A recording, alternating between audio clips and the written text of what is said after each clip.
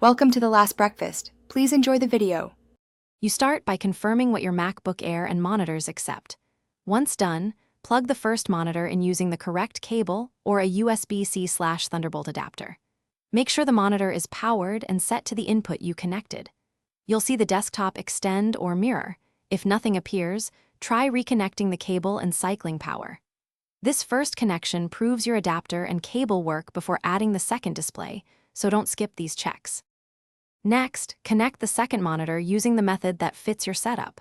If you have a multi-port dock, plug the second display into the dock.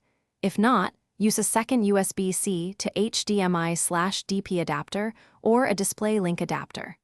For daisy chaining, verify monitor support for DisplayPort MSD and chain from the first monitor's DP out. Once physically connected, power the monitor and open System, Settings, Displays to detect and configure both screens. This step handles the trickier hardware paths. Finally, arrange and fine-tune both displays in System Settings displays so the cursor flows naturally between them. You can drag screens to match physical placement, pick the primary display, and adjust resolution or scaling for readability. If you prefer identical output, enable mirroring.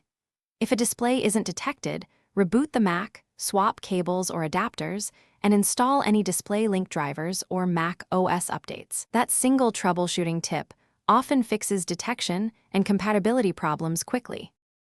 Thanks for watching. If this was helpful, leave a like and consider subscribing. See you next time.